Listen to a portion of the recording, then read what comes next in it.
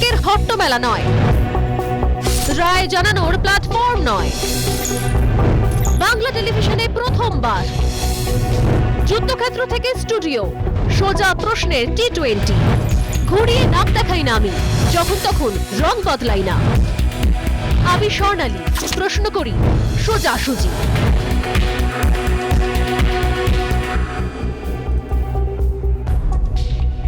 শিক্ষার বিচারে চাকরি, আপনি কতটা শিক্ষিত তা বিচার করে আপনার একাডেমিক কোয়ালিফিকেশনের ওপর। কত ক্লাস পর্যন্ত পড়েছেন, কি নিয়ে পড়েছেন, এই সব কিছুর উপরই নির্ভর করে আপনার কোন ধরনের চাকরি করার যোগ্যতা রয়েছে। এই শিক্ষাগত যোগ্যতার নিরিখেই বিচার হয় যে আপনি চাকরি প্রার্থী হিসেবে কতটা যোগ্য। সম্প্রতি বাংলার শিক্ষা ও শিক্ষিত হওয়ার চিত্রটা কিন্তু উদ্বেগের। বলা ভালো, উদ্বেগ জিইয়ে রাখলেন খোদ রাজ্যের মন্ত্রী শোভনদেব চট্টোপাধ্যায়। রাজ্যে শিক্ষিতের সংখ্যা নেহাত কম নয়, পাশ করেও শিক্ষিত বেকার তৈরি হচ্ছে, সেটা তাঁর মুখেই শোনা গেল।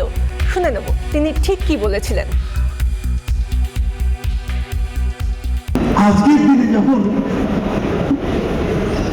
12 লক্ষ পরীক্ষা দিয়েছে মাধ্যমিক, সব শিক্ষিত বেকার তৈরি হয়ে গেল। এরপরে হায়ার সেকেন্ডারি, তারপরে গ্র্যাজুয়েশন, মাস্টার্স, বড় ডিগ্রি, এত ছেলে তৈরি হচ্ছে প্রতিদিন, কিন্তু তারা ঘুরে বেড়াচ্ছে। শুধু গ্র্যাজুয়েটে চাকরি পাওয়া যাচ্ছে না, শুধু এমনি পাস করে কোনো চাকরি পাওয়া যাচ্ছে না। প্রতিদিন সকালবেলা যখন মিট করি পাবলিককে, 10টা লোক এলে মিনিমাম 5টা লোক আসে চাকরির জন্য, মিনিমাম। প্রতি বছর রাজ্যে বহু পড়ুয়াই মাধ্যমিক, উচ্চ মাধ্যমিক, স্নাতক, স্নাতকোত্তরে উত্তীর্ণ হন। রাজ্যের পাশের হারও যথেষ্টই ভালো, কিন্তু তাতে কি? প্রতি বছরই তো বহু ছাত্রছাত্রী ভালো নাম্বার নিয়ে উত্তীর্ণ হচ্ছেন, কিন্তু পাশ করে তারা পাচ্ছেটা কি? রাজ্যে যে চাকরি নেই, পাশ করেই তৈরি হচ্ছে শিক্ষিত বেকার, যেমনটা বলেছেন কৃষিমন্ত্রী। খোদ কৃষিমন্ত্রী তো এই মন্তব্য করেছেন, সেই মন্তব্য জুড়ে গোটা রাজ্য এবং রাজনীতিতে ঝড় উঠে গিয়েছে। শিক্ষা নিয়ে বিরোধীরা প্রতিনিয়ত রাজ্য সরকারকে কাঠগড়ায় দাঁড় করিয়ে আসছে, আর এই পরিস্থিতিতে শোভনদেবের এই মন্তব্য কিছুটা হলেও বিরোধীদের হাতে বড় অস্ত্র তুলে দিল। বেকারত্ব নিয়ে এই মন্তব্যের মধ্যে দিয়ে কোথাও কি রাজ্যের শিল্পের দৈন্য নিয়ে মন্ত্রী শোভনদেব চ্যাটার্জির আক্ষেপ প্রকাশ পাচ্ছে? রাজ্যের শিল্পের খরায় কি বাধা হয়ে উঠছে অন্য ধারার শিক্ষা? কৃষিমন্ত্রী অন্য ধারা শিক্ষায় জোর দেওয়ার কথা বললেও রাজ্যে কর্মসংস্থানের সার্বিক চিত্রটা কি তা প্রতিনিয়ত টের পাইয়ে দিচ্ছে চাকরির দাবিতে বিক্ষোভরত চাকরি প্রার্থীরা। ঘুরিয়ে কি সেই আক্ষেপই উঠে এলো শোভনদেবের গলায়? শনিবার শোভনদেব চ্যাটার্জির মন্তব্যের পর থেকে রাজ্য রাজনীতি উত্তাল। ড্যামেজ কন্ট্রোলে আসরে নামলেন ফিরহাদ হাকিম। কৃষিমন্ত্রীর বক্তব্য বিকৃত করা হয়েছে। আসলে বিএড, ডিএলএড করলে চাকরির সুযোগ বাড়ে, এটাই বলতে চেয়েছিলেন শোভনদেব চট্টোপাধ্যায়, এমনই বললেন ফিরহাদ হাকিম। কিন্তু ফিরহাদবাবু, একটা প্রশ্ন যে থেকেই যাচ্ছে, যারা ডিএলএড করছেন, বিএড করছেন, শিক্ষায় চাকরির জন্য যারা চাকরি প্রার্থী 6 বছর, কেউ 8 বছর ধরে, তো তারাও রাস্তায় আজও দাঁড়িয়ে রয়েছেন। রোজই আমরা নিত্যদিন সেই ছবিটাই তো দেখতে পাই। তার কি কোনো রকম উত্তর আছে? প্রশাসন কি উত্তর দেবে? সব মিলিয়ে কোন জায়গায় দাঁড়িয়ে রয়েছে রাজ্যের ভবিষ্যৎ, চাকরির ভবিষ্যৎ?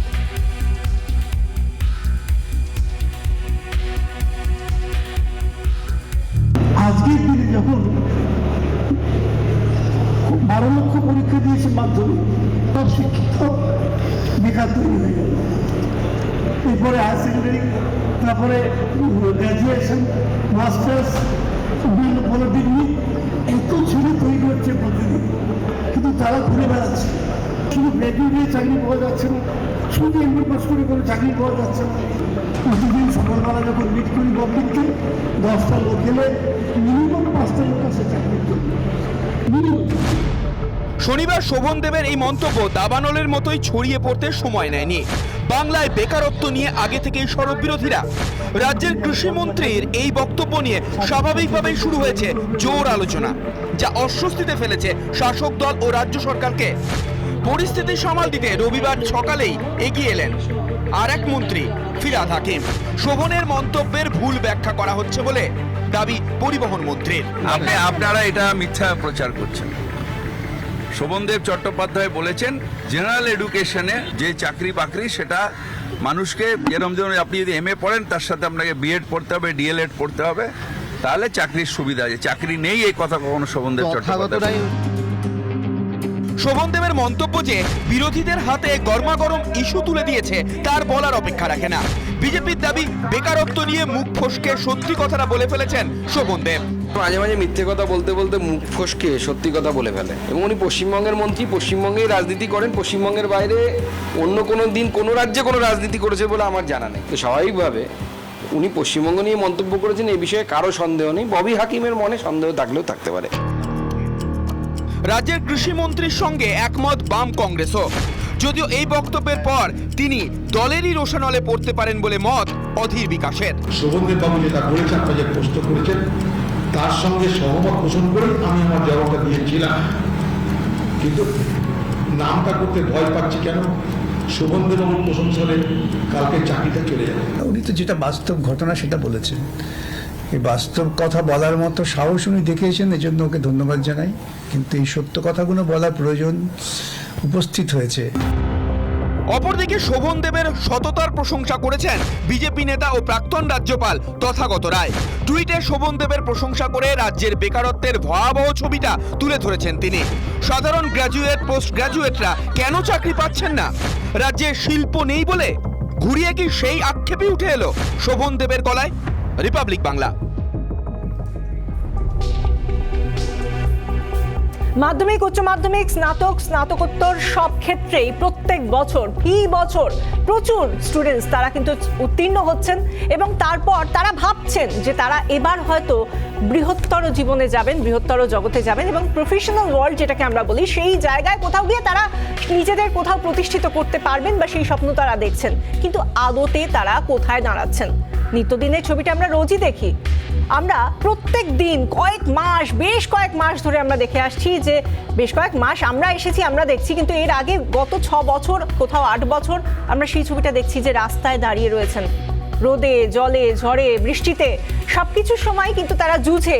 এই চাকরি প্রার্থীরা যারা কৃতী, যারা খুব ভালো ছাত্র একটা সময় ছিলেন বা ভবিষ্যতের ভাবী শিক্ষক তাদের মধ্যে অনেকেই, তারা চাকরি প্রার্থী। কেউ নার্সিংয়ের জন্য বিক্ষোভ করছেন, তারা নার্সিংয়ের চাকরি প্রার্থী, কেউ শিক্ষকতার জন্য তারা চাকরি প্রার্থী হিসেবে রাস্তায় দাঁড়িয়েছেন। কিন্তু আদতে আমাদের রাজ্যে কোথায় শিল্প, কোথায় চাকরির জায়গা, কোথায় সেই পরিসরটা? এই নিয়ে তো ইতিমধ্যেই আমরা শুনলাম যে কৃষিমন্ত্রী কি বলেছেন। সেই মন্তব্যে জোর তরজা রাজ্য জুড়ে, আর সেই তরজারই একটা ছোট্ট খণ্ড যেন আমাদের এই ডিবেট টেবিলেও উঠে আসতে পারে। আমরা সেই জন্যই আমাদের ডিবেটে আজকে যারা রয়েছেন তাদের প্রত্যেকের সঙ্গে আগে পরিচয় করে নেব। আমাদের সঙ্গে এই মুহূর্তে রয়েছেন প্রণয় রয়, বিজেপি মুখপাত্র, আমাদের সঙ্গে রয়েছেন বৈশ্বনাথ চট্টোপাধ্যায়, তৃণমূল কংগ্রেস মুখপাত্র, রয়েছেন আমাদের সঙ্গে অধ্যাপক দেবাশিস সরকার, রয়েছেন পদ্মশ্রী প্রাপ্ত শিক্ষাবিদ কাজী মাসুম আক্তার। আপনাদের প্রত্যেককে স্বাগত জানাবো, এবং প্রথমেই আমি আসবো বৈশ্বনাথ বাবুর কাছে। বৈশ্বনাথ বাবু, কি মনে হয় একজন ছাত্র বা ছাত্রী যখন মাধ্যমিক পাশ করে, আগে তো তাদেরকে মিষ্টি খাওয়ানো হতো, এখন কি তাদেরকে দেখে, সামনে দেখে বলতে হবে? আপনার কি কখনো মনে হয় এটা বলি যে রাজ্যে শিক্ষিত বেকারের সংখ্যা বাড়লো, আরো একজন উত্তীর্ণ হয়েছে মাধ্যমিকে?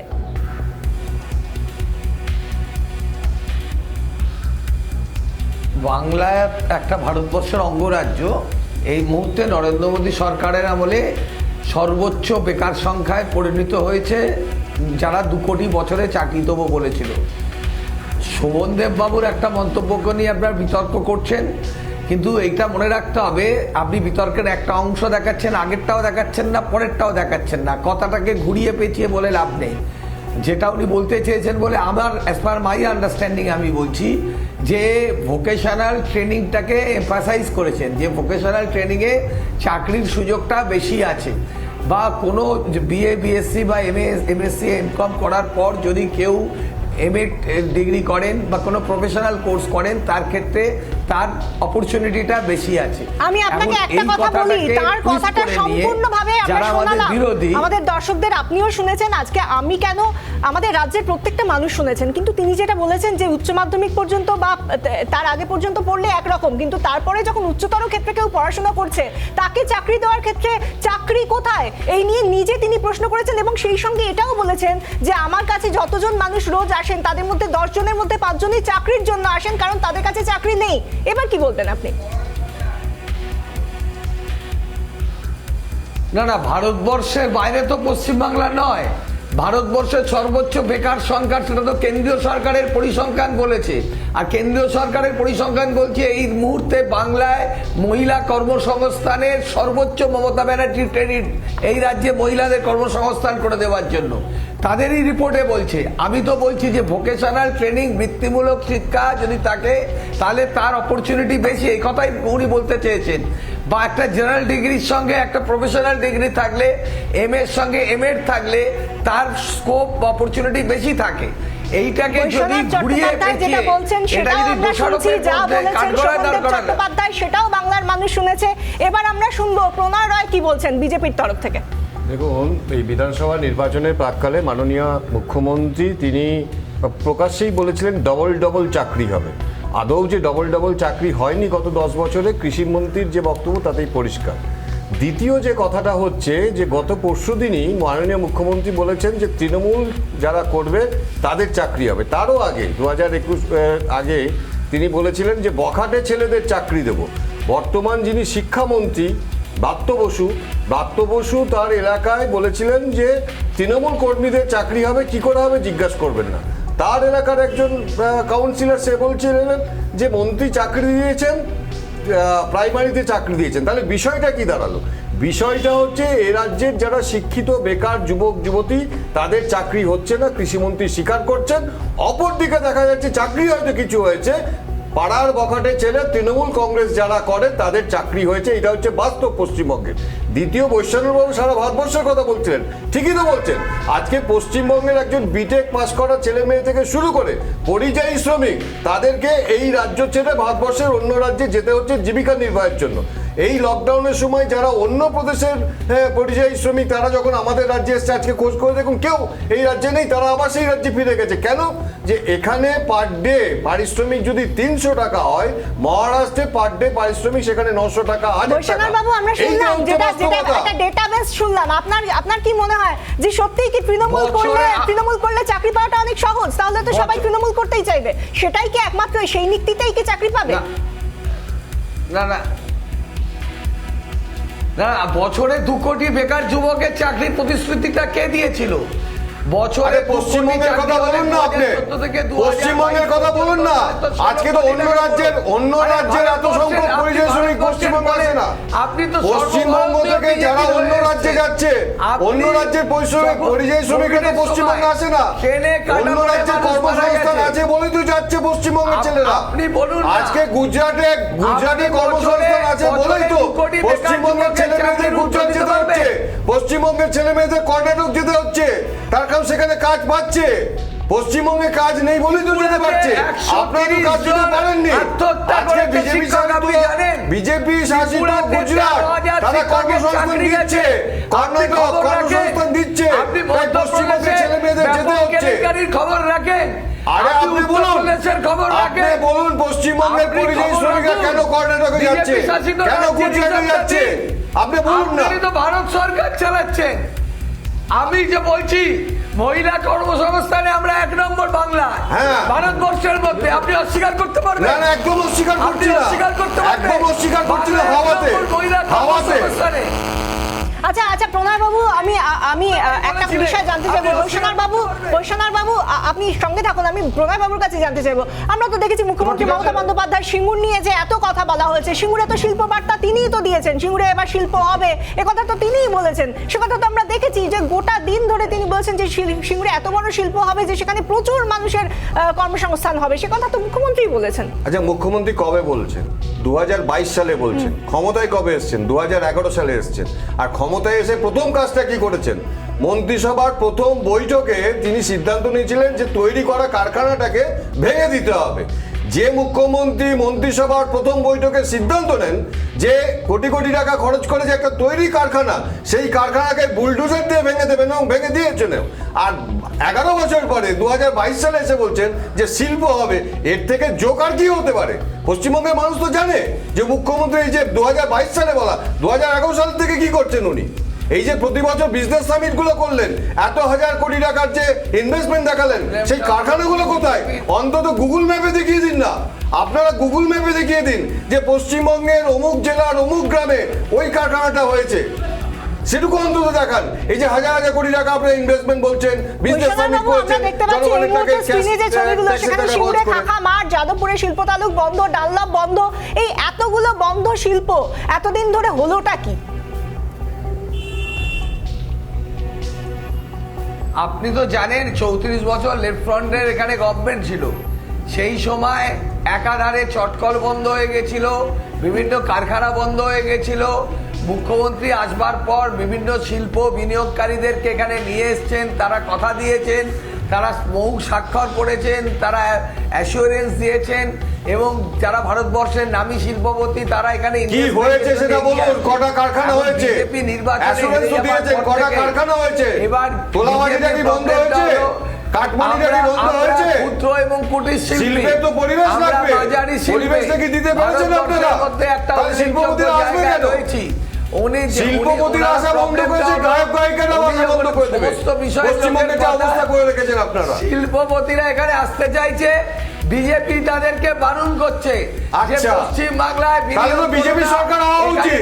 বিজেপির কথাতে যদি শিল্পপতিরা চলে তাহলে বিজেপি সরকার চাই এখানে। তাহলে আপনারা সরকারে আছেন কেন? আপনারা সরকারে আছেন কেন? পশ্চিমবঙ্গের জনগণের স্বার্থে আপনারা রেজিগনেশন দিন। শিল্পপতিরা যদি বিজেপির কথাই চলে। 130 জন আত্মহত্যা করেছে, তার উত্তর দিতে পারলেন না। ত্রিপুরায় 13,000 শিক্ষক চাকরি হারিয়েছে, আরে পশ্চিমবঙ্গের কথা বলুন, এসএসসি টাকা কোথায় গেল? এসএসসি যোগ্য প্রার্থীদের চাকরি কোথায় গেল? কলেজ অধিকারীর মেয়ে কি করে চাকরি পেল? দেবাশিস বাবু, আজকে আমরা যেটা 10 বছরের খতিয়ান দেখছি এই তৃণমূলের প্রশাসনের সময়, সেখানে কিন্তু বারবারই উঠে আসছে 34 বছরের খতিয়ান।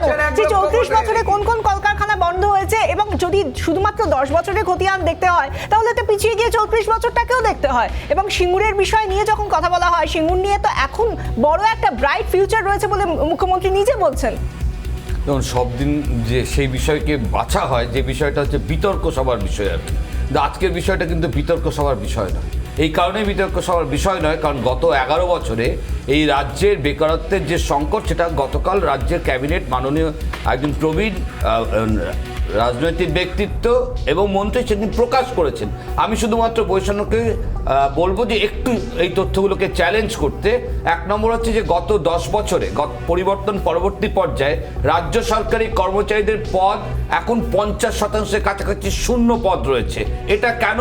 প্রতি বছর নির্দিষ্টভাবে নিয়োগ করে ভর্তি রাখা হচ্ছে না। 1, 2 আমাদের রাজ্যের ও প্রশ্ন করলো যে 10 বছর আগে আমাদের স্কুল সার্ভিস কমিশন তৈরি হওয়ার পর 10 বছরের প্রতি বছর গড়ে 11 থেকে 12,000 করে স্কুলের মাস্টারমশাই নিয়োগ হয়েছে। কখনো হাইকোর্টে দুর্নীতির মামলা হয়নি, আর সেই সমস্ত পরীক্ষার্থীরা রাস্তায় বসে কখনো পুলিশের লাঠির আঘাত আর জলের আঘাত খায়নি।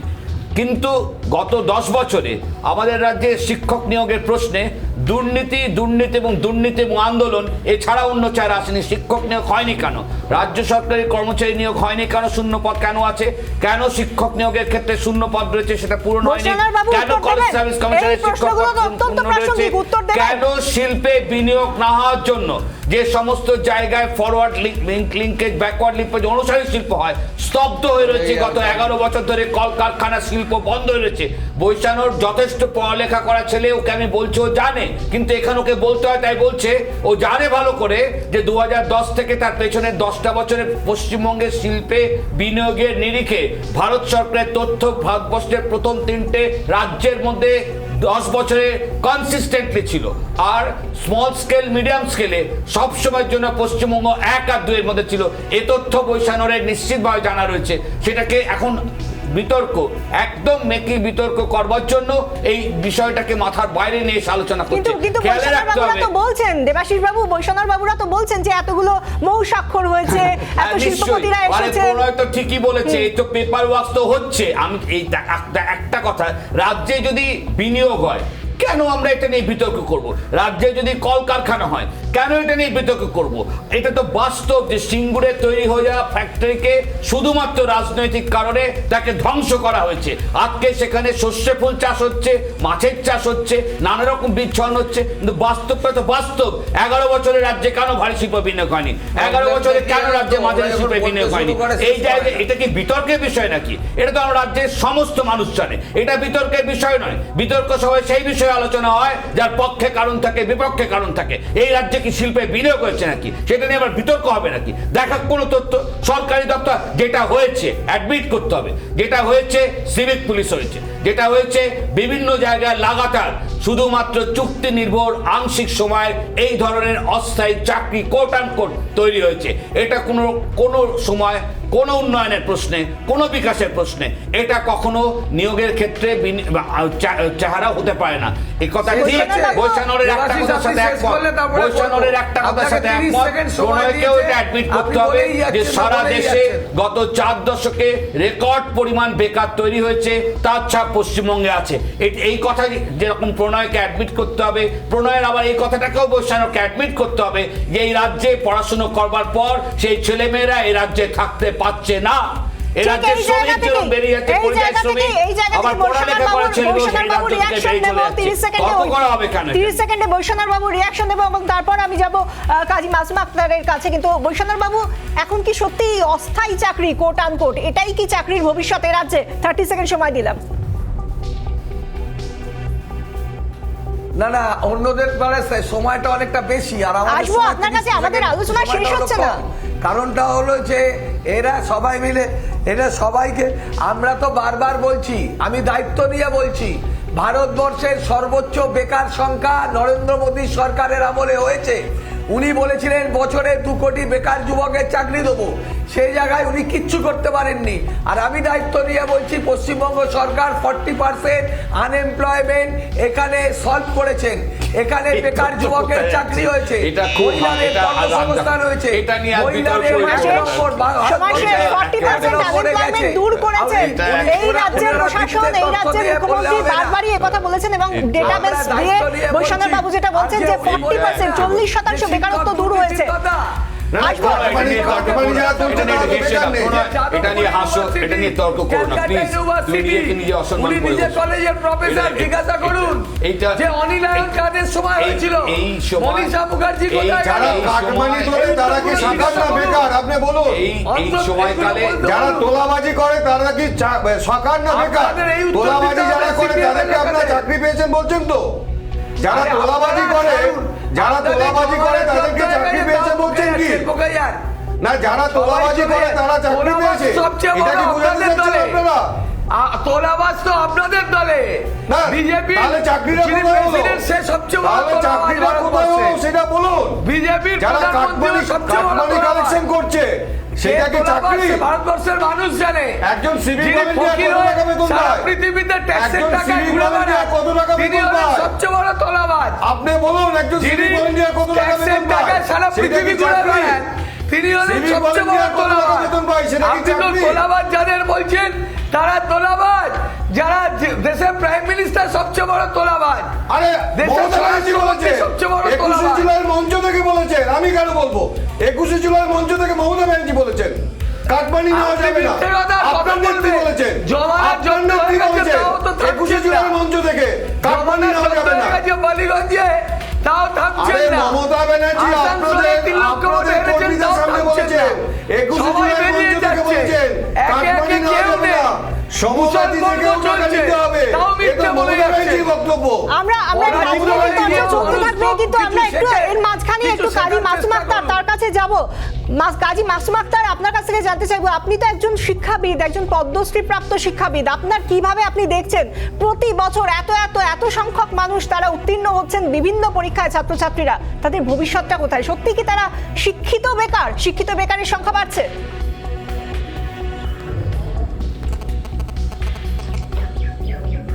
দেখুন, বাংলা অনেক কিছুতেই এগিয়ে বাংলা বেকারত্বে।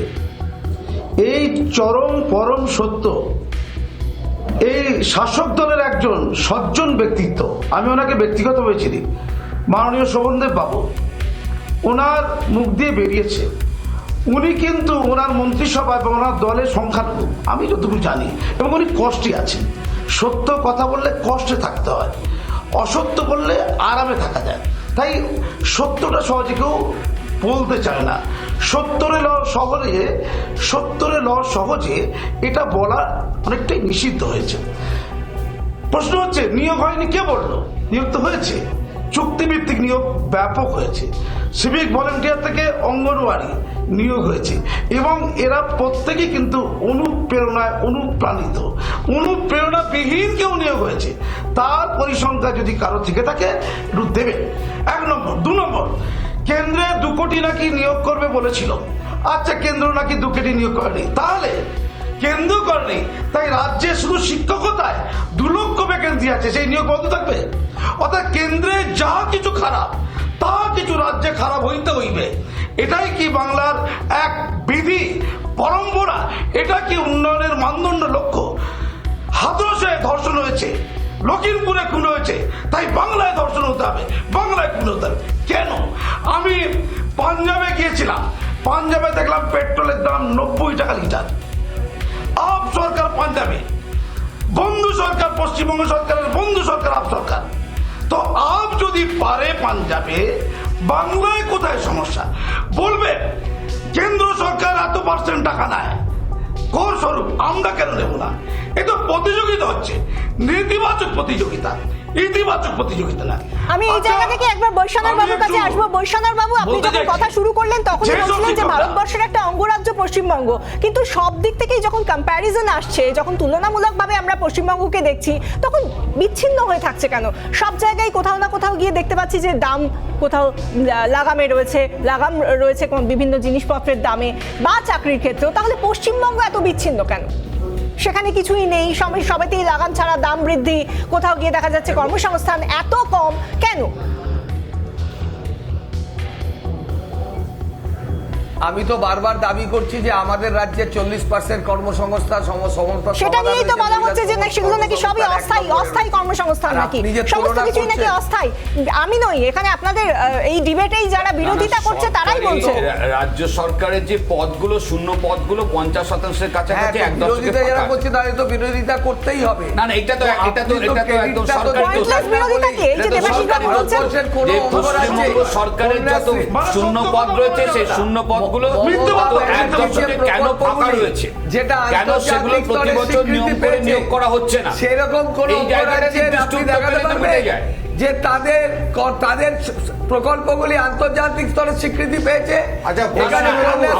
রাজ্য স্তরে উৎকর্ষ বাংলা, এখানে সবুজ সাথী, এখানে লক্ষ্মীর ভান্ডার, এখানে দুয়ারে সরকার, এখানে স্বাস্থ্য সাথী, এই যে সামাজিক প্রকল্পগুলি চলছে, এই প্রশ্নটা আন্তর্জাতিক স্তরে স্বীকৃতি পেয়েছে। দুর্নীতি মুক্ত অবস্থায় কেন নিয়োগ হচ্ছে না? এই প্রশ্নটা করলে তো মিটে যায়। আপনি যে 40% কথা বলছেন, একটু শোভনদেব চট্টোপাধ্যায় একটু শোভনদেব চট্টোপাধ্যায় গিয়ে আপনার 40% বেকারত্ব কমেছে একটু দিন না। উনি তো আপনার দলেরই মন্ত্রী, আপনাদের দলেরই বিধায়ক, যাকে আপনার দলের বিধায়ক, আপনার দলের মন্ত্রী যাকে স্বীকার করছেন না, আপনি ডিভিশনে বলছেন 40% বেকারত্ব কমে গেছে। করবেন না, আপনাদের যদি ক্ষমতা থাকে তাহলে ওনার বক্তব্য প্রথম থেকে শেষ পর্যন্ত দেখান, মানে আপনি মাঝখানে বিচ্ছিন্ন করে দেখাবেন না। আপনি জানেন যদি হিম্মত থাকে উনি প্রথম থেকে শেষ পর্যন্ত যা যা বলেছেন আপনার কাছে কোনো উত্তর নেই, আপনার কাছে কোনো উত্তর নেই। শোভনদেব চট্টোপাধ্যায়কে আপনি বুঝাতে পারবেন না, সেই জন্য এখানে বলে যাচ্ছেন আপনি। আচ্ছা, একটা কথা বৈশ্বনাথ বাবু, আমার খুব মনে হচ্ছে একজন সাংবাদিক হিসেবে আমার এইটা প্রশ্ন, বৈশ্বনাথ বাবু একটু যদি শোনেন, একজন সাংবাদিক হিসেবে জানতে চাইছি, যখন শোভনদেব চট্টোপাধ্যায় শনিবার এই কথাটা বললেন, যেখানে যা যা বলেছেন আমাদের কাছে আমাদের মতো করে আমরা যা বুঝেছি সেটা আমরা বুঝে নিয়েছি, কিন্তু এরপরে তিনি তো কোনো রকম ভাবে সংশোধনী দেননি যে আমি এটা বলতে চাইনি, তিনি তার কথার বিকৃতি হয়েছে বলছেন। ফিরহাদ হাকিম বলছেন, কুণাল ঘোষ বলছেন, আপনারা, তিনি তো বলছেন না যে আমার কথার বিকৃতি হয়েছে।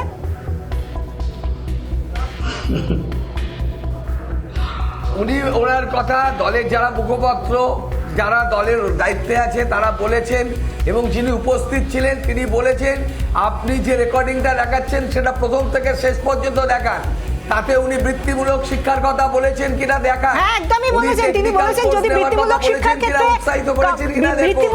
ক্ষেত্রে কম শিক্ষাগত মান থাকলে তাদের জন্য কিছু চাকরির ব্যবস্থা করা যায়, কিন্তু উচ্চতর শিক্ষায় যিনি পৌঁছে গিয়েছেন তার মেধার যোগ্য চাকরি দেওয়া যাচ্ছে না। ইন্ডাস্ট্রি থাকলে তো বৃত্তিমূলক শিক্ষা থেকে চাকরি পাবে, যদি ইন্ডাস্ট্রি না থাকে তাহলে সেই চাকরিটা কোথা থেকে পাবে? ইন্ডাস্ট্রি হয়েছে কি সেটা বলুন আগে আপনি। গত 11 বছর কত ইন্ডাস্ট্রি হয়েছে পশ্চিমবঙ্গে? এটা আপনাকে বুঝতে হবে। এখানে যারা চাকরি পেয়েছে, আমরা নিজেরা প্রফেশনাল কোর্স করে কাজ করছি, আমরা একটা প্রফেশনে আছি, একটা প্রফেশনাল কোর্সের একটা অ্যাডভান্টেজ আছে। আরে বৃত্তিমূলক শিক্ষা তো চাকরি সেখানেই হবে যদি ইন্ডাস্ট্রি থাকে। ইন্ডাস্ট্রিটাকে তো বন্ধ করে দিয়েছেন, তৈরি কারখানাকে বুলডোজার দিয়ে ভেঙে দিয়েছেন আপনারা। এখানে আপনি তো জোর করে বন্ধ করে দিলে বন্ধ হয়ে যাবে না। ধ্বংস করে দিয়েছেন। আবার বলছেন বৃত্তিমূলক শিক্ষা ফেলে দিয়েছে। আজকে টাটা কোম্পানির কারখানা হলে তার অনুসারী শিল্প হতো, সেটাকে তো বন্ধ করে দিয়েছেন আপনারা। তারপরেও চিৎকার করে যাবেন। আপনি বলুন একটা ইন্ডাস্ট্রি নাম বলুন, গত 11 বছর একটা ইন্ডাস্ট্রি হয়েছে আপনার নাম বলুন। পশ্চিমবঙ্গের কোন জেলাতে কোন মৌজাতে হয়েছে আপনি বলুন। আপনারা গিয়ে দেখুন পশ্চিমবঙ্গের কোন জেলায় কোন গ্রামে কোন মৌজাতে একটা ইন্ডাস্ট্রি হয়েছে যেখানে 1000 কর্মচারী আমরা চাকরি করছে। বাজারে শিল্পে প্রথম হয়েছি, আপনি না জেনে বলবেন না। আপনি বলুন, আমি বলছি একটা ইন্ডাস্ট্রির নাম বলুন। গত 11 বছর হয়েছে 1000 শ্রমিক কাজ করছে, 1000 কর্মসংস্থান হয়েছে।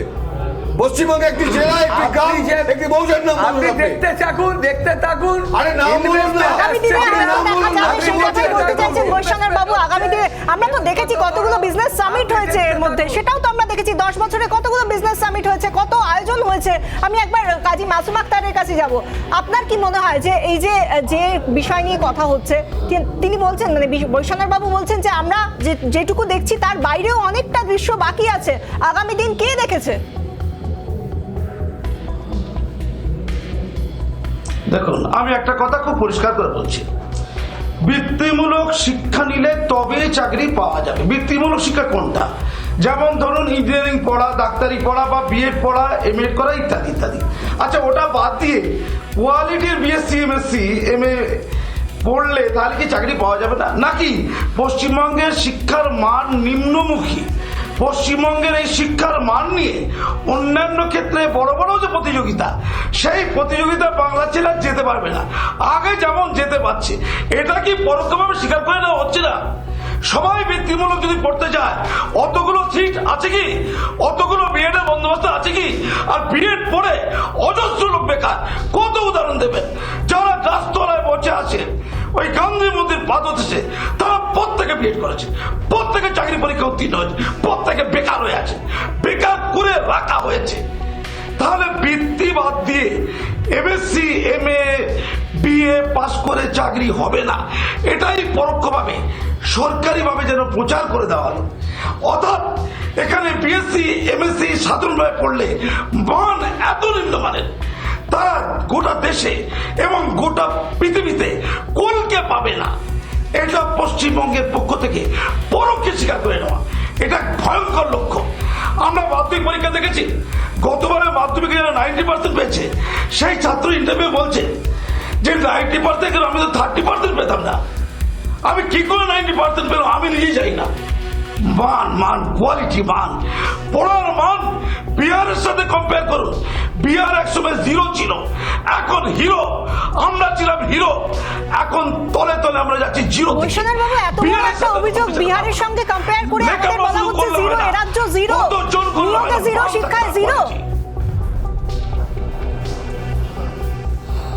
আসলে কিছু মানুষ আছেন যারা বাংলাকে হেয় করে নিজেদেরকে বড় মনে করতে পারেন। একটু বড় আমাদের রাজ্যটাকে আমি বড় হিসেবে দেখতে চাই, একটু বলুন না কোন কোন ক্ষেত্রে নিয়োগ, শিক্ষা সব জায়গায় কোন জায়গা ব্রাইটার হয়ে রয়েছে, আমাদের সামনে জ্বলজ্বল করছে, এরকম একটা উদাহরণ দিন না। স্বীকৃতি পায় তখন আমরা বাংলাকে যখন স্বীকৃতি দেয় স্তরে তখন আমরা আনন্দিত হই। আমাদের বাংলা যখন এগিয়ে যায় তখন আমাদের খুব ভালো হয়। আমরা যখন দেখি বাংলা থেকে কেউ গিয়ে উচ্চ পদে পৌঁছেছে তখন আমাদের ভালো লাগে। আর কিছু কিছু মানুষ আছেন যারা বাংলাকে হেয় প্রতিপন্ন করার জন্য সর্বদা চেষ্টা করে যাচ্ছেন। এর মানে শোভনদেব বাবুর বক্তব্য এটা ছিল না যে বাংলায় যারা পড়ছে তাদের পড়াশোনার মানটা খারাপ, তাই তাদের চাকরি, উনি বলেছেন অ্যাডেড কোয়ালিফিকেশন থাকলে চাকরির ক্ষেত্রে সুবিধা পাওয়া যায়। ওনারা বিকৃত করে কিছু লোক বিদ্রুপ করে, দেবাশিসবাবু বলুন, ওনার বিরোধিতা শুনতে একটু করে, দেরি হচ্ছে। কেউ শূন্য হয়ে গেছে, বৈষ্ণব কেউ জগন্নাথ ওনার- জব্দ ওনার হচ্ছে, মন্তব্যকে এরা কেন্দ্র করে এটাকে বিতর্ক ঘুরিয়ে করা দিয়ে উচিত কথাটাকে নয়। এইভাবে উনি একজন একে প্রবীণ বেঁকে অন্যভাবে রাজনৈতিক কথাটাকে ব্যক্তিত্ব, প্রতিস্থাপিত উনি করছে। একটা বিষয়টা তো আর গভীর নয়। চিন্তার কথা প্রকাশ করেছেন। আমরা সেটা নিয়ে কখনো বৈষম্য বিতর্ক করব না। উনার কথাকে নিয়ে কেউ কিন্তু আমরা সমর্থন করছি, বিরোধিতা করছি না। উনি রাজ্যের একজন প্রবীণ রাজনৈতিক ব্যক্তিত্ব, সৎ রাজনৈতিক ব্যক্তিত্ব, ক্যাবিনেট মিনিস্টার। তিনি একটা কনসার্ন, চিন্তা, উদ্বেগ প্রকাশ করেছেন। আমরা সেটা নিয়ে বিতর্ক করব না, আলোচনা করব। তার কারণ উনার কথাগুলোকে আমরা বোঝার চেষ্টা করছি নির্দিষ্টভাবে বাস্তব অভিজ্ঞতা এবং সরকারি তথ্য দিয়ে আমরা বোঝার চেষ্টা করছি যে এটা ঠিক, বৈষম্যের ওই কথাটা ঠিক, প্রণাম অসন্তুষ্ট হলেও কথা ঠিক, যে সারা দেশে এই সময়কালে রেকর্ড বেকার তৈরি হচ্ছে, আলাদা আলোচনা। কিন্তু পশ্চিমবঙ্গ তাই বলে তার বেকার সমস্যার আলোচনার প্রশ্নে ওই কথাটা বলে এড়িয়ে যেতে পারে না। পশ্চিমবঙ্গ সরকারকে উত্তর দিতে হবে যে কেন গত এক দশকে সরকারি যে পদ প্রায় 50% কাছাকাছি পদ শূন্য থাকছে, এটার জন্য কেন্দ্রে কোন সরকার আছে, তার কি নীতি সমালোচনা থাকতে পারে, সেটা কিন্তু কারণ হতে পারে না। বৈষম্যকে এই জায়গায় দাঁড়িয়ে আলোচনা করতে হবে একইভাবে চিন্তা নিয়ে যে এই রাজ্যে কেন শিল্পপতিরা সম্মেলনে উপস্থিত থাকছেন, এমনকি মঞ্চ থেকে গান গাইছেন, সংস্কৃতির বিভিন্ন অংশে তারা মত প্রকাশ করছেন, কিন্তু তাদের শিল্পের যে বিনিয়োগটা সেটা কিন্তু পশ্চিমবঙ্গে কেন হচ্ছে না, নিয়োগের পরিমাণ কেন বাড়ছে না, সংখ্যা পরিসংখ্যান কি বলছে সেদিকে আমরা নজর রাখবো। কিন্তু এই মুহূর্তে একটা অন্যতম গুরুত্বপূর্ণ ব্রেকিং নিউজ আমাদের কাছে আসছে, সেই ব্রেকিং নিউজটার দিকে আমরা নজর রাখবো। গরু পাচার কাণ্ডে সাইগাল হোসেনকে জেরা, সিবিআই জেরা, অনুব্রত দেহরক্ষীকে সিবিআই জেরা। আজ ফের সকাল 11টা থেকে চলছে জেরা, তাকে হেফাজতে নেওয়ার সম্ভাবনা রয়েছে।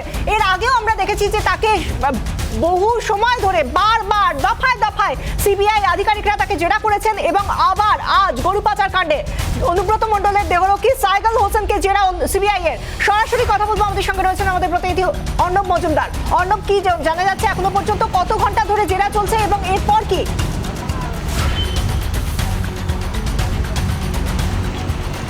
একবারে দেখো বিশাখা, প্রায় 8 ঘন্টা অতিক্রান্ত। সিবিআই এর অ্যান্টি কারাপশন ব্রাঞ্চের যারা অফিসাররা রয়েছেন, যারা মূলত এই ক্যাটল স্মাগলিং কেসকে ডিল করছিলেন, তারা কিন্তু তাকে ডোমকলের যে তার বাড়ি রয়েছে সেখান থেকে কিন্তু তাকে নিয়ে আসেন। নিয়ে এসে কিন্তু সকাল 11টা থেকে যে জেরা পর্ব, সেই জেরা পর্ব চালাচ্ছেন এবং প্রায় 8 ঘন্টা অতিক্রান্ত হয়ে গেছে। এবং যদি দেখা যায় তাহলে কিন্তু অন্যদিকে এই সাইগাল হোসেনের বাড়িতে ম্যারাথন তল্লাশি চলেছে, তার সাথে ম্যারাথন জোড়ায় চলেছে। এবং গতকাল যদি দেখা যায় সাইগাল হোসেনকে নিয়ে বিভিন্ন যে হাইড আউটগুলো রয়েছে সেই জায়গায়ও কিন্তু তারা সার্চ অপারেশন কন্ডাক্ট করে এবং তারপরেই কিন্তু তাকে নিয়ে আসা হয় দুর্গাপুরের এই যে এনআইটির ক্যাম্পাস রয়েছে সেখানে কিন্তু অ্যান্টি কারাপশন ব্রাঞ্চের যারা তদন্তকারী আধিকারিক তাদের কিন্তু জেরার মুখোমুখি সাইগাল হোসেন সহ আরও 4 জন দেহরক্ষী যারা অনুব্রত মণ্ডলের দেহরক্ষীর কাজ করতেন, তাদেরকে কিন্তু ইন্টারোগেশন করা হচ্ছে। এবং অ্যান্টি কারাপশন ব্রাঞ্চ সূত্রে যেটা জানা যাচ্ছে যে প্রয়োজনে কিন্তু এদেরকে মুখোমুখি বসিয়েও কিন্তু ইন্টারোগেশন রয়েছে। অনেক ধন্যবাদ। দুর্গাপুর থেকে সরাসরি আমাদের সঙ্গে ছিলেন আমাদের প্রতিনিধি অর্ণব মজুমদার। গরু পাচার কাণ্ডে সাইগাল হোসেনকে 8 ঘন্টারও বেশি সময় ধরে জেরা চলছে সিবিআই এর।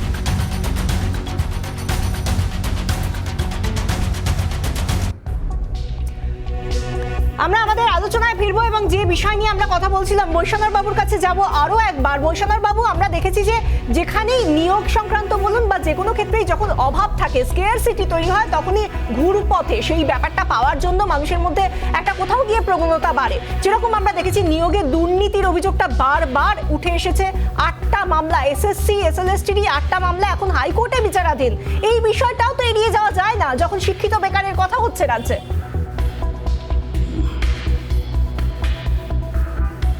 দেখুন, একটা তদন্ত চলছে, একটা বিচারাধীন বিষয়, একটা সাবজুডিস ম্যাটার। আপনি আমাকে জিজ্ঞাসা করেছেন, আমি কোনো সাবজুডিস ম্যাটারে যতটা আমার পক্ষে বলার এখতিয়ার আছে ততটাই বলবো। আমি 32 বছর ফৌজদারি কোর্টে ওকালতি করছি। আমি জানি যে কোনো ইনভেস্টিগেশন চলা মানেই আপনি কাউকে দোষী বলতে পারেন না। বিচারক নিজে বলেছেন যে দুর্নীতি হয়েছে, বড়সড় দুর্নীতি হয়েছে। বলেন যে অভিযোগ আছে, এখন বিচারক তো ফাইনাল জাজমেন্ট দেয়নি, উনি একটা মন্তব্য করেছেন। সেই মন্তব্য বিভিন্ন সময় বিভিন্ন কারণে বিভিন্ন জায়গায় করে থাকেন, তাহলে সব মন্তব্যগুলো নিয়ে আলোচনা করুন। আচ্ছা, বৈষ্ণব আপনি যখন বাবু- একটা মন্তব্য নিয়ে আলোচনা করছেন, আরো মন্তব্য নিয়ে আলোচনা করুন। বৈষ্ণববাবু একটা প্রশ্নের উত্তর দিন। আবার বৈষ্ণববাবু একটা প্রশ্নের উত্তর দিন। মুখ্যমন্ত্রী বলছেন তৃণমূল করলে চাকরি পাওয়া যাবে, এটা কেন হবে? চাকরি পেতে গেলে যোগ্যতাটাই তো মেন হওয়া উচিত, তার জন্য তৃণমূল কেন করতে হবে? এর উত্তরটা দিন। যদি পড়াশোনা করে কেউ থাকে সে তো চাকরি পাবে, কিন্তু তৃণমূল কংগ্রেস করলে চাকরি পাওয়া যাবে, এইটা কেন বলছেন? যে কাজে পোস্টিং পেতে গেলে পার্টি করতে হবে। মেধার নির্মল ভিত্তিতে মাঝি বলেছে, চাকরি- নির্মল মাঝি। আমরা যোগ্য ব্যক্তিকে দেখুন, এই ধরনের কথাবার্তা কি জানেন তো, আপনারা যেহেতু কোনো কিছুতে পেরে উঠছেন না, না, মুখ্যমন্ত্রী বলেছেন কি বলেননি আপনি বলুন। আপনারা ছিদ্র মুখ্যমন্ত্রী বলেছেন কি বলেননি তৃণমূল করলে চাকরি পাওয়া যাবে? মিথ্যে কথা ছেলে বলে মেয়েদের বলুন তৃণমূল মুখের করতে। কথা, ওই তো আপনারা প্রত্যেকটা কথা চাপিয়ে দিচ্ছেন। চাপিয়ে দিচ্ছি? আপনি আগের কথা আর পরের কথা বাদ আপনি দিয়ে বলুন মাঝের কথা এরকম চাপিয়ে সংবাদ দিচ্ছেন, মাধ্যমে মিথ্যাচার প্রচারিত করছেন, হয়েছে আপনারা ওনার ভাষণ। মিথ্যাচার করছেন। সংবাদ কথা মাধ্যমে twist করে বলবেন না। ওনার ভাষণ প্রচারিত না, না, হয়েছে। আপনি দেখাতে পারবেন না, মিথ্যা কথা বলে লাভ হবে না। যোগ্য প্রার্থী মেধার ভিত্তিতেই এখানে চাকরি হয়। তৃণমূল এটা কংগ্রেস উত্তরপ্রদেশ, করলে বিহার চাকরি নয়। পাওয়া যাবে, এখানে কোনো এটা allegation মুখ্যমন্ত্রী হবে, বলেননি। investigation হয়। এটা মুখ্যমন্ত্রী এবং বলেননি। আপনি ব্যাপক কেলেঙ্কারি নিয়ে বলতে আবার ব্যাপক পারেননি। কেলেঙ্কারি। ব্যাপক আপনি বলুন না কেলেঙ্কারির মুখ্যমন্ত্রী উত্তর দিতে বলেছেন পারেন কিনা। না। মুখ্যমন্ত্রী আপনি কথা বলেছেন কি আপনি বলেননি, ত্রিপুরার তার উত্তর দিতে দিন পারেন আপনি। না। আবার ত্রিপুরা কোথায় যাচ্ছেন। বলেছেন আপনি দেখান, আপনি আবার দেখান আপনি না। ত্রিপুরার কথা আপনি যাচ্ছেন, দেখান আপনি না। বলুন পশ্চিমবঙ্গের আপনি দেখান না, মুখ্যমন্ত্রী আপনি দেখান না। রাজ্য বসু বলেছেন কি বলেননি। কিছু বলতে চাইছেন, আমি তার কাছে একবার যাবো। পাবেন না। এক মিনিট শুধু একটু বলতে দিন, একটু প্লিজ বলতে দিন। আচ্ছা, আমি গেলে একটা কথা বলি। একটু আগে আমাদের অ্যাডভোকেট সাহেব বলছিলেন যে অপরাধ যতক্ষণ না প্রমাণিত হচ্ছে অপরাধ বলা যাবে না। তাহলে পাঞ্জাবের আপ সরকার স্বাস্থ্যমন্ত্রী, তার বিরুদ্ধে অভিযোগ উঠেছে, অভিযোগ প্রমাণিত নয়, তাকে মন্ত্রিত্ব থেকে সরিয়ে দেওয়া হয়েছে এবং গ্রেপ্তার করা হয়েছে। তারা ভুল করেছে, আর পশ্চিমবঙ্গে যেটা হচ্ছে ঠিক হচ্ছে। নাম্বার 1। নাম্বার 2, ইউপিএসসি পরীক্ষার রেজাল্ট দেখুন। ইউপিএসসি আইএস আইপিএস পরীক্ষার রেজাল্ট দেখুন, বাংলাকে টপকে গেছে বিহার। পড়াশুনোর মান ঠিক হতে হয়। তাই মান কোথায়, বৃত্তিমূলক শিক্ষার মান পরীক্ষা কোথায়, ছাড়াও সামগ্রিকভাবে রাজ্যের এই সাধারণ মুহূর্তে ডিগ্রির দাঁড়িয়ে কোথায় উন্নত মান, জীবনযাত্রার মান, সমস্ত কিছু নিয়ে প্রশ্ন উঠে গিয়েছে, প্রশ্ন উঠছে। আমাদের এই উত্তপ্ত ডিবেট থেকে আমাদের এই মুহূর্তে একটা ছোট্ট বিরতি নিয়ে আবার এই আলোচনায় চলে আসতে হবে। বিতর্কে আমরা ফিরে আসছি, সঙ্গে থাকুন, ফিরে আসছি এক্ষুনি।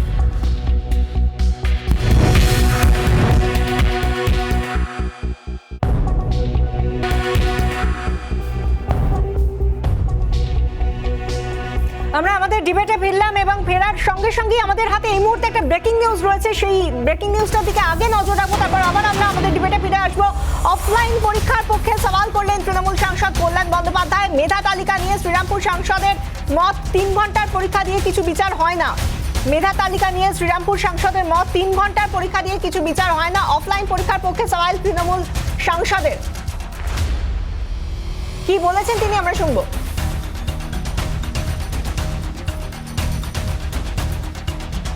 অনলাইন কিন্তু হয় না, অফলাইন চাই। এবারে ডিমান্ডটা হোক অফলাইন চাই, ডিমান্ডটা নয় অনলাইন চাই। আর মজাও পাচ্ছে অনেকে, পরীক্ষা তো অনলাইনে ছোট বড় বড় বলে। কেন ভাই 2020 মানতে ভাবতে পারছে না, চলো তার জন্য আন্দোলন করলাম। অদ্ভুত ব্যাপার, সব কিছু একটা রুলস অ্যান্ড প্রসিডিউর আছে, সেটাকে মেনটেন করতে হবে। ঠিক আছে, 1.5 বছর 2 বছর একটা এক্সেপশনাল ইয়ার্স গেছে সারা বিশ্বে, তার জন্য কাজ চালানোর জন্য একটা কাজ হবে, সেটা কখনো অধিকারের জায়গায় পৌঁছে যেতে পারে।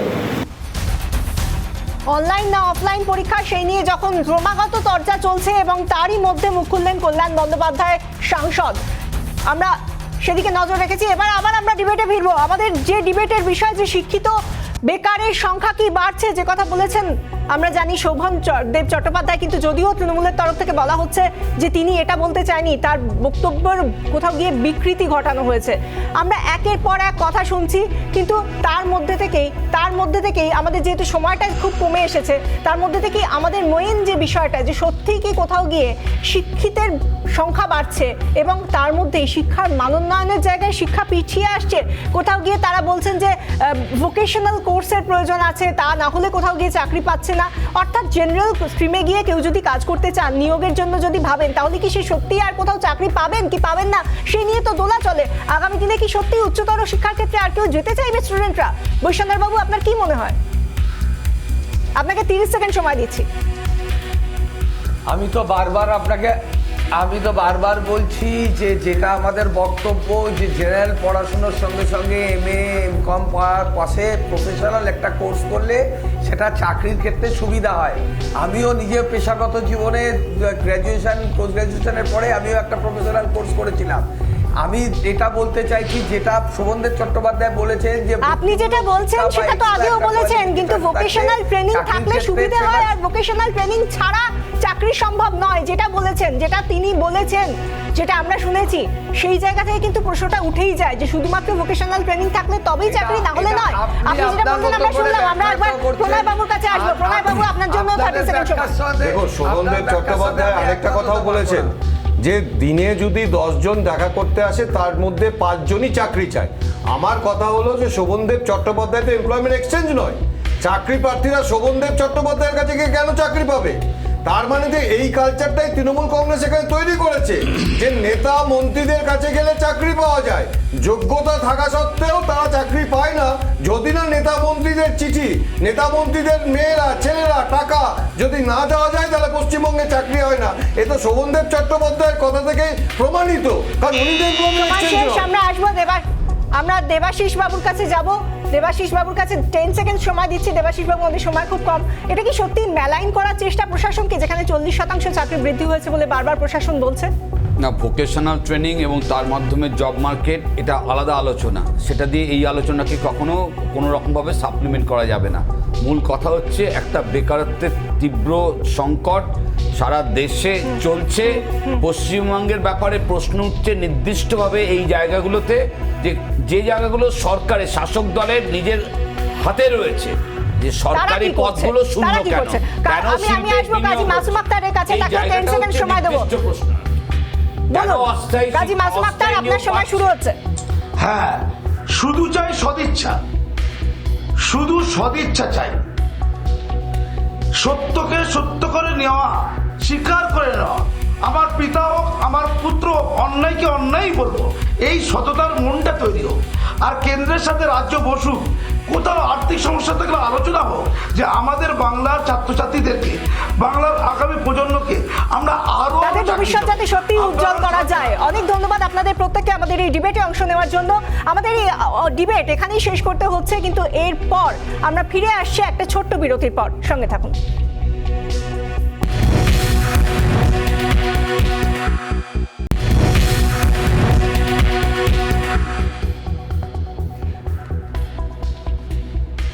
সোজাসুজি স্বর্ণালী এখানেই শেষ করছি আজ।